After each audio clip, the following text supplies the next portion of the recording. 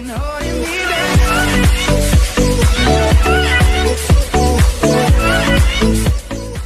dua grup B dan C. Well ya, sini kita ya round pertama bermula di mana pesawatnya juga lumayan balance, agak sedikit menyisir ke arah bawah sedikit, dan sudah banyak tim yang turun juga di arah Bullseye. Di sini udah ada Lovra yang gua rasa itu bakal setelah next rotasinya bakal bertemu juga sama teman-teman dari Rebellion yang baru kita shout out. Di sisi lain ada Evos yang secara konstan tadi baru aja dibahas dia bakal turun bener aja di arah observatory juga. Pilotnya lagi baik ya. Pilotnya lagi baik. Di sini ternyata observatorinya benar-benar diturunkan oleh Evos, tapi nggak ada aura nih. Auranya jauh banget di factory. Ya. Kan dia bilang, kata ya di observatory biarinlah si Evos bertandingnya sama siapa. Gue mau cabut aja. Ya. Di sisi lain di arah Sentosa juga bakal ada dua tim nih. Ada IOG sama dengan DG juga. So far sebenarnya belum ada yang bersikut-sikutan ya. Masih sedikit tersebar lah dari mappingnya itu sendiri. Masing-masing dapat pulaunya masing-masing dan mereka masih bisa namanya looting dulu, dan berarti ada perbedaan tempo sama yang minggu lalu ya. Karena kita kan libur juga seminggu juga sama hari sebelumnya lah bisa dibilang juga. Dimana mereka dari awal-awal tuh udah fight.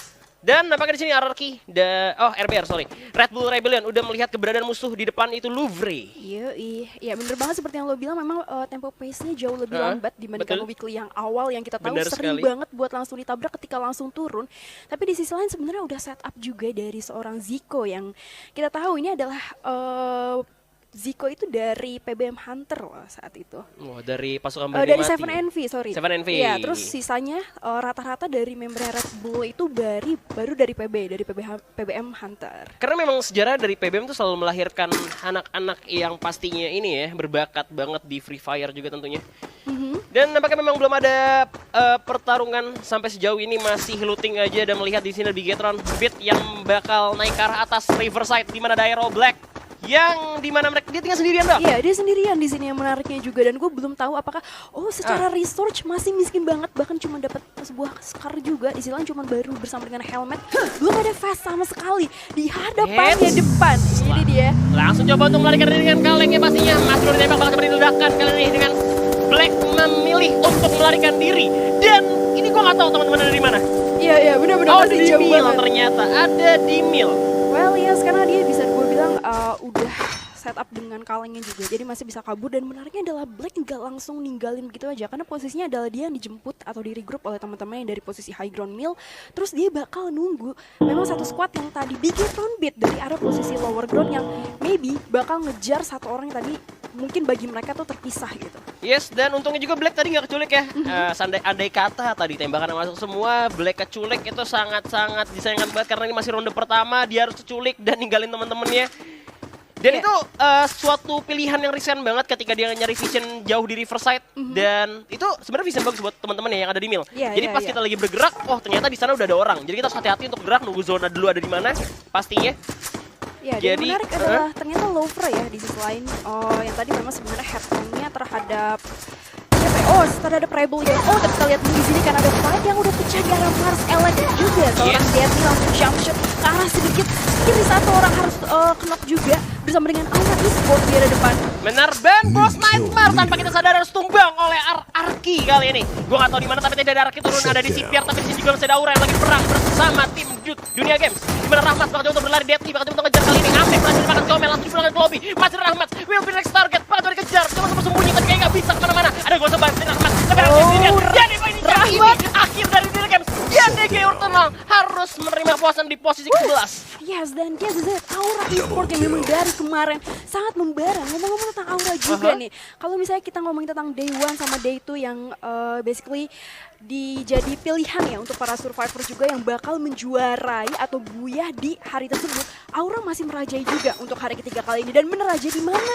masih bisa gue bilang pace awal, masih zona-zona 1 juga yang belum bergerak. Di sini dia udah ngetinggal satu squad, DG Eternal harus tumbang di awal-awal. Yes, dan ini yang berbahaya banget, karena ketika Aura udah dapetin temponya di awal-awal game, gue rasa bakal nular ke ronde-ronde berikutnya. Betul. Biasanya kalau misalnya udah dapet posisi PD lah ya, PD yang udah dibangun dari game pertama, nextnya itu bakal jauh lebih jadi mental boosting juga. Nah itulah pentingnya kenapa mungkin banyak orang yang bilang ronde 1 kita coba-coba dulu ya, tapi ada juga yang bilang ronde 1 itu kita coba bangun mental dulu. Bisa, setuju banget. Dan gue setuju banget kali ini juga ada RRQ yang coba melarikan diri karena di belakangnya itu kalau misalkan ungu berarti Aerowolf sih kalau nggak salah ya. Atau RBR, tapi ini RRQ memilih untuk mundur. Ternyata waktu dia lagi fight sama bos, dia kehilangan Pac-Man. Iya, kehilangan satu orang di sini. Tapi walaupun nggak cuma itu aja, di trading dengan 4 poin eliminasi sih terhadap teman-teman dari Hades. Iya. Dan so far juga masih bertiga, udah ada 2 kali yang di set up nih. Dan harusnya sih cuan-cuan aja ya. Kalau kita bandingin sama let's say DG Eternal yang harus usung gitu di posisi ke-11 juga. Gue setuju juga karena mereka juga pasti masih bisa save placement poinnya karena masih bertiga dan memilih untuk play defensif dibanding lebih agresif ketika mereka punya 4 orang sekaligus. Tapi kali ini mereka udah ngamanin rumah labirin. Kita bakal berpindah dulu ke arah Louvre yang bakal bergerak ke arah Clock Tower. Di sana juga udah ada musuh dari Bigetron Beat yang sudah menepi di arah Clock Tower. Gua rasa Bigetron memang rotasi cepet banget ya. Mereka ke pulau satunya, lalu ke pulau sekarang ke Clock Tower, dan mereka langsung pastinya udah sadar kalau misalnya Clock Tower tuh udah di looting karena tadi udah ada tim juga yang turun di sana dan Louvre-nya ini ada di bawah lower ground yang dimana sebenarnya disadvantage untuk tim Louvre.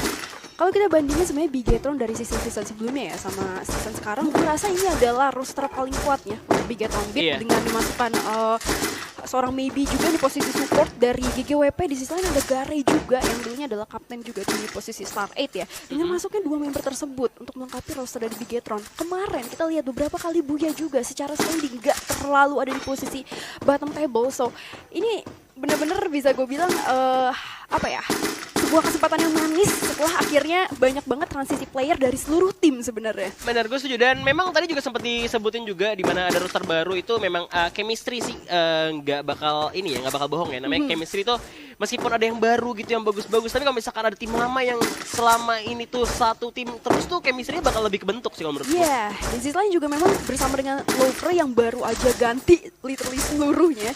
Dimana memang kita juga baru tahu ini adalah bisa jadi perang mantan nih karena ada J. Iya, J yang kita tahu sebagai dulunya waktu di BGL juga sebagai kapten ya di posisinya dan sekarang sempat masuk ke tim Elvo, sekarang udah jadi bagian tim Louvre. Kalau misalnya mereka ketemu terus mereka sadar, oh ini tim Bigetron, oke mantan gue. Tapi nampaknya kita bakal berpindah dulu ke arah Island of Gods di mana Beyond berhasil diselamatkan. Nampaknya kali ini di depan udah ada tim Onyx Ares yang sudah coba untuk dipantau oleh Lord dengan XM8-nya. Coba untuk memantau sneaky naik ke atas high ground terlebih dahulu memanfaatkan patahan yang ada kali tapi sekarang EHST berhasil dengan seorang ace dengan angganya. Dan tapi kali ini Lord masih belum bisa memberikan damage ke arah musuh di mana di jembatan terlalu terbuka juga pastinya posisinya untuk IOG bisa free hit banget.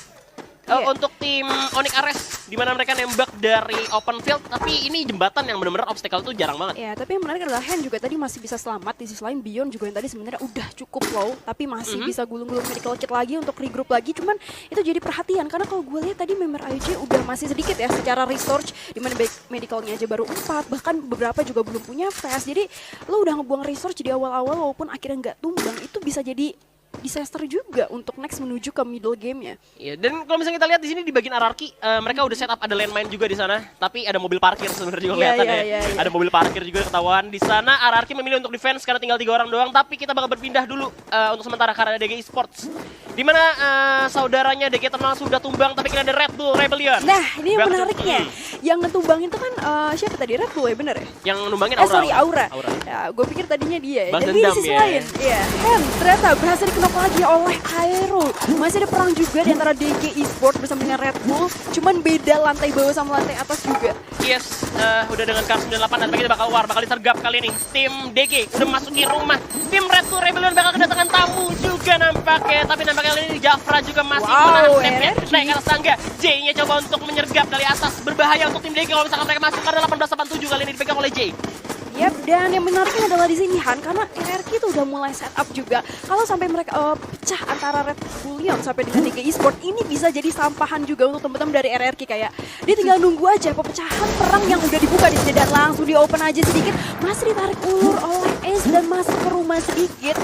Masih coba takut-takutin aja sih. Belum dibuka bener-bener pecah dari kedua tim tersebut. Benar, tim DG di sini masih nyari-nyari landmine juga, pastinya takut ada landmine dari Red Bull Rebellion, tapi berbahaya banget untuk mereka keras karena Z posisinya udah megang shotgun 1887. Dimana double barrel ini sakit banget, apalagi mereka dia menang posisi di atas tangga juga pastinya. Dan kalau misalnya terlalu lama, DG juga berbahaya kalau misalnya dia moving ke arah rumah labirin. Udah ada Rex Regum Keon di sana.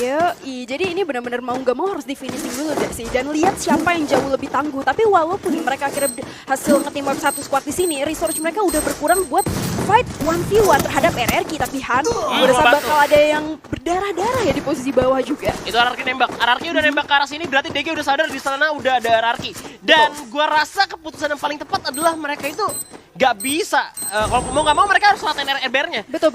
Mereka gak bisa cabut, mereka harus ratain RBR-nya, ambil posisi Red Bull Rebellion dan berharap zona berikutnya bakal ada di sana. Nah, seperti yang gue bilang juga, dimana memang resource-nya udah lumayan dicicil, dibuang ya. Fast udah pecah juga, ada salah satu member DG. Di sisi lain masih bersama dengan Mr. Home yang sebenarnya jauh lebih kekurangan resource dibandingkan teman-teman DG Esport di posisi rumah seberang ya. Ya, udah dapat info, nampaknya kalian udah dapat tembakan dari shotgun juga, udah kelihatan bahwa RBR kebanyakan besar ini megang shotgun semua untuk jarak dekatnya. Zico megang Thompson, Thompson maksud gue megang untuk senjata jarak dekat SMG, dan DG masih belum mau untuk masuk karena terlalu berbahaya. Tapi sementara itu, Clock Tower ada 3 tim yang sudah berkumpul nampaknya kali bakal reunian. Udah ada airdrops juga, bakal coba diambil. Coba ngambil ini ya, pelontar. Iya, ngomong tentang airdrop, sebenarnya mungkin kemarin gak ada yang ngeh ya dari posisi caster, tapi ternyata ada yang mati ketimpa airdrop. Ada ya, Iya. ada.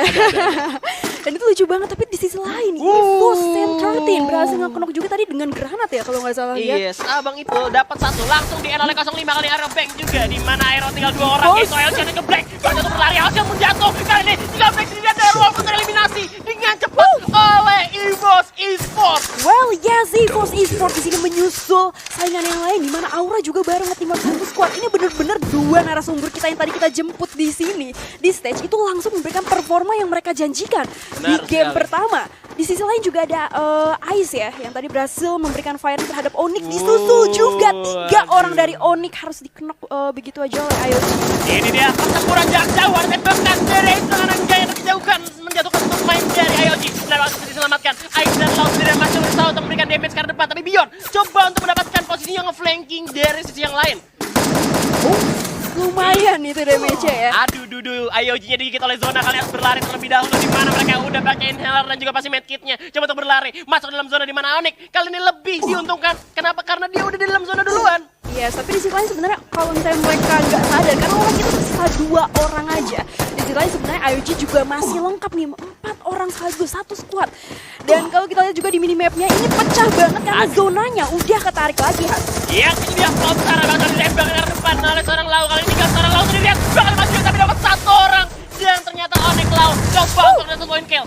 Di mana mereka masih coba untuk mendapatkan pundi-pundi poin di saat mereka terpojok, tapi Beyond gak bisa diselamatkan. Tinggal Rules God dan juga Hand ST sendiri berdua kali ini. 2 versus 2 nih, karena posisinya memang Onyx udah tumbang 1 ya tadi ya. Benar-benar bersama dengan seorang Lau juga. Tinggal Lau yang bukan Lau Jin, pasti bakal coba dimajuin aja sama God kali ini. Rule, si abang Rule bakal coba untuk menyiapkan, pasti coba untuk mengikis dulu terlebih dahulu dari kiri dengan tembakan, di mana Hand ST terlalu jauh. Bakal coba ditembakin kali ini. Lau yang masih diblokkan, bakal tembakin dengan SMB-nya, tapi ternyata Onyx Ares backup oleh Hand dan Rule. Masih bisa selamatkan, tapi sisi lain ada RBR yang berhasil menumbangkan tim Dunia Games. Tinggal 7 tim tersisa, 25 orang yang masih hidup.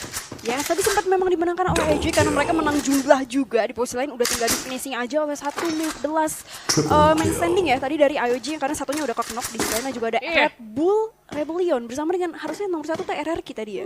Yep. Dan untungnya tadi itu Rule itu masih ada Hand ST di belakang dan gak keburu nge-end Rule duluan. Jadi kalau misalkan seandainya tadi Lau itu nge-end Rule, kemungkinan besar Hand-nya juga bisa kena. Iya, tapi kita bergeser dulu nih di area Clock Tower, Han, karena lumayan rame. Ada 3 squad yang masih nahan, masih standing alone aja. Di sisi lain juga ada 1 squad lagi yang masih bergeseran, nomor 9 di situ. Di perujungan zona udah mulai masuk sih ke arah zona selanjutnya di center of the map Clock of Tower juga. Ini salah satu zona yang gak gue suka ya, dimana end game-nya zonanya itu bakal ada di Clock Tower, dimana itu datarannya bener-bener enak banget, lu bisa di kolong. Iya, bisa di atas juga. Bisa di atas juga, bahkan bisa sama sekali kayak adu medkit aja gitu, karena memang zonanya ini bakal ada high ground low ground yang bener-bener banyak banget. Nah, gue pernah dapet skenario juga, tapi kita hold dulu sini karena udah ada fan yang dibuka oleh seorang street terhadap musuh bebuyutannya Aura Esports di arah depan juga, tapi masih bisa didekoi sedikit karena masih ada double duo di situ di arah bawah dan langsung naik aja ke arah tower kali ini. Yes, di mana tim Aura agak sulit untuk masuk dalam zona kali ini. Bakal coba menyiapkan dirinya di atas tower dan zona masih bisa nutup lagi. Ini masih 50 detik tapi ternyata ada rules yang harus terknockdown oleh zona. Berarti tinggal Hen sendirian. Dan di sisi lain juga ternyata Island of God berhasil dipukul rata oleh zona ternyata. Berhasilnya sama zona ya? Iya, berhasil dipukul rata oleh zona ya kan. Daripada mengasih poin eliminasi ke tim lain gitu kan, meninggikan posisi standing juga. Tapi oke, kita balik lagi di sini di mana Aura Esport yang posisinya memang lebih open field dibanding EVOS yang udah ada di bawah juga. Dan ada Deadly yang cuma bergantung terhadap 1 pohon juga. Tapi walaupun begitu ya, Deadly udah siap nih disupport sama 3 orang lainnya ada di posisi tower gitu. Deadly tuh salah satu pemain kalau sejarahnya dia tuh pinter banget untuk survive sampai akhir ya. Makanya kalau misalnya walaupun dia single sendirian tapi Deadly tuh pinter banget buat nyari celah masuk lewat mana dia bisa ngamen placement poinnya. Dan tapi kali ini udah ada beberapa tim juga masuk dalam zona. Udah mengamankan clock tower terlebih dahulu tapi Aura masih ada di luar. Araki berhasil mendapatkan EVOS 2 orang misal langsung pada Kenzo berhasil dijatuhkan tinggal Sam13 dan juga Straight yang masih berdiri tegak di mana Kader dan juga seorang Sam13 tukeran trading kill aja. Tinggal bisa selamatkan lagi ada dua dipasang oleh Sam13 hingga shotgunnya bakal dapat satu Legalon kapten terkuat di bumi bakal dijatuhkan. Berhasil berhasil diselamatkan. Ada Kader Ochantu ternyata yang berhasil dipulangkan di mana Araki ada ternyata pun harus tumbang karena ada Bigetron yang ikut-ikutan perang di sana. Ya, sniper Bigetron kalau kita lihat di sini nyampahin. Di sisi lain juga masih bersama dengan EVOS yang langsung kena ledakan. Di situ Sam13 dan masih ada Mr. Home juga yang harus ke-knock di sini dan Aura juga harus tereliminasi. Dan di sisi Kelvin yang berusaha untuk backstep dari belakang dan ternyata masih harus tumbang oleh 1 member EVOS lagi. RBR datang di set tepat dengan pelontar yang masih bisa menyelamatkan teman dan Aura juga masuk ke dalam zona kali ini. Belakang masih ada musuh di mana RBR pun terjatuh kali ini lewat Louvre. Jaira berhasil mendapatkan Zico masih bisa dari Zay kali ini masih bisa diselamatkan, masih bisa mencari posisi karena Louvre-nya masih ada di luar zona bersama RBR di mana Aura malah mendapatkan advantage masuk ke dalam zona seorang Amek sendirian. Tapi nggak berhenti sampai situ aja karena Kelvin masih berusaha untuk memberikan output damage yang sangat tinggi. Jump shot juga udah dilakukan tapi ternyata seorang Kelvin harus gugur dan dia sebagai the end for Red Bull Leon. Tinggal 3 tim tersisa Bigetron Beat, Aura yang tinggal sendirian. Kayaknya Amek bakal delivery antara kedua pertarungan kali ini karena seorang Legit berhasil dijatuhkan dengan pelontar dari Amek. 2 orang sekaligus memakan mangsa kali ini. Di mana Regar udah menerik. Ini dia abangnya Amek. Regar yang udah melihat juga Amek dari belakang ya. Dari belakang. Sudah bersiap-siap. Sudah udah jalan nih. Dia masih nggak tahu nih Amek nih Aura sisa berapa. Karena ini udah disadvantage banget karena Amek juga sendirian. Udah kena tembak juga Amek kali dan Aura harus tereliminasi di posisi 3 tinggal 2 tim kali ini. Tapi dia dapat Regar, berhasil knockdown dan Louvre kalau misalkan masuk di set tempat, Louvre bisa dapat buyahnya Era. Betul bersama dengan Father di sini juga Louvre yang sebenarnya di posisi lain sama-sama harus narik ulur dulu karena posisi juga ada 2 orang ke-knock juga di sini bersama dengan Jay. Mantan kapten kita di Bigetron ya. Dan di depannya ternyata saudara dia bahla, yaitu Bigetron Beat juga bersama dengan Regar yang berhasil di survive juga, tadi nggak jadi mati. Dan kali ini udah menunggu zonanya bakal mau untuk yang terakhir kali ya, zona terakhir. Apakah akan menjadi penentu kali ini karena udah ada Regar lagi. Regar sedikit oleh zona kali ini tinggal 46 darahnya masih coba kayak ini tapi belakangnya satu orang jatuh gitu kan masih Father. Dia shotgunnya bakal coba masuk dalam rumah. Coba untuk mendapatkan posisinya di mana Garen masih ada di bawah lower ground. Dan Bigetron memenangkan posisinya kali ini. Masih ada Father dengan M60-nya. Tembakan aja karena maybe. Tapi ada zona yang ternyata Bigetron Beat takes the booyah untuk kali ini. Wow, Bigetron Beat. Ini benar-benar anak-anak unggulan yang kita tahu secara playernya juga masih pada muda ya. Dan yang menarik adalah dia harus menumbangkan saudara bahlanya yaitu di sini mantan kapten Jay juga. Anyway, yang menarik juga di sini adalah Bigetron sebenarnya salah satu squad yang cukup terlambat untuk masuk ke zona dan ternyata dengan keterlambatan mereka